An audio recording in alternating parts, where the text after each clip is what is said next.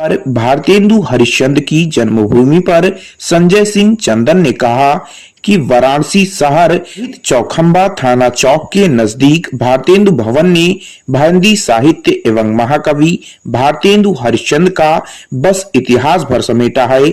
न कहीं वाराणसी में कोई प्रतिमा लगी, न कोई सड़क या कोई मार्ग सरकार ने उनके नाम समर्पित की है। उन्होंने हरिश्चंद्र जी के कार्यों पर प्रकाश डालते हुए सरकार से मांग की कि चौखंबा वाराणसी में विशाल भारतेंदु संग्रहालय और पुस्तकालय बनाया जाए एवं सारे स्मृति चिन्ह और उस काल के पांडुलिपि जनता जनार्दन के अवलोकन के लिए रखे जाएं, ताकि नई पीढ़ी आजादी की संकल्पना और भारतेंदु जी के विचार, चिंतन, दर्शन और हिंदी की आधुनिक इतिहास का ज्ञान अर्जित कर सके। आप भारतेंदु जी के पांचवी पीढ़ी हुए जी। शुभ नाम आपका? हमारा नाम दीपेश चंद्र चौधरी है जी।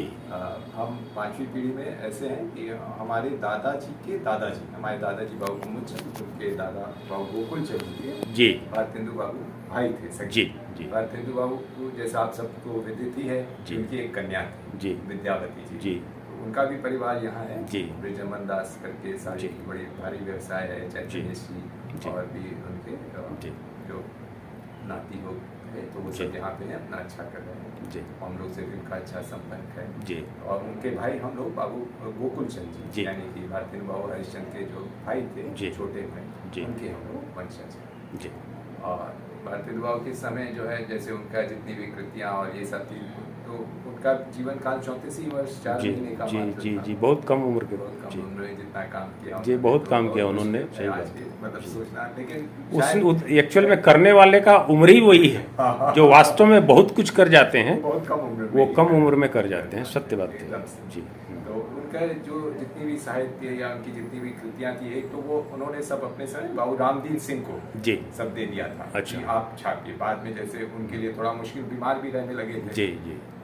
जब उधर मेवाड़ गए, उदयपुर की जो उनकी यात्रा हुई जी, राजा सज्जन सिंह से उनका बहुत ज्यादा संबंध था जी जी। तो वहाँ से जब से मिल के आए तो बहुत बीमार रहने लगे जी जी, तो उतना नहीं कर पाते थे, लेकिन तब भी उसको लगे तो रहते थे। तो बाबू रामदीन सिंह को उन्होंने अपने साहित्य और जो सब किताबों का ये सब संकलन किया। अच्छा। और जो उनकी बाकी जो सामान थे जी, तो उनके फूफा थे नरसिंह दास जी, तो उनके पौत्र हुए राय कृष्णदास जी, कलाविद और बहुत रहे। तो उनके पास, तो उन्होंने यहाँ नागरी प्रचारणी में जी सब कहा कि उनको लगा कि यहाँ संभव नहीं होगा, लोग शायद लोग उतना संभाल पाए ना, और सबके लिए आना भी उतना संभव नहीं लोगों के लिए। तो नागरी प्रचारणी समय अच्छा स्थापित हो गई थी जी।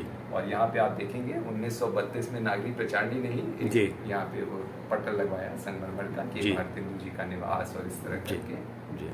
तो उन्होंने कहा कि उसको सारे संग्रह को वहाँ ले जाते जी। तो कुछ संग्रह तो शुरू में वहाँ ले गए, और फिर जब भारत कला भवन बना जी, जो बनारस हिंदू यूनिवर्सिटी में जी, तब उनको लगा कि वो और ज़्यादा अच्छा है। तो और भी जितना हम लोग का सारा सामान था जी, तो पूरे परिवार की मंशा भी हुई कि उनकी भी इच्छा हुई, और सबकी राय मशविरा सबका हुआ कि हाँ ठीक है, वहाँ कला भवन में सामान का रखा। तो कला भवन में सबके लिए एक्सेस और आसान है पहुँचना वहाँ पे। अभी देश के बड़े This program is co-sponsored by UPL Limited, the global leader in sustainable agricultural solutions. Unit PL10 E51, 1/2 E52 Tarapur MIDC, Boisar Palghar.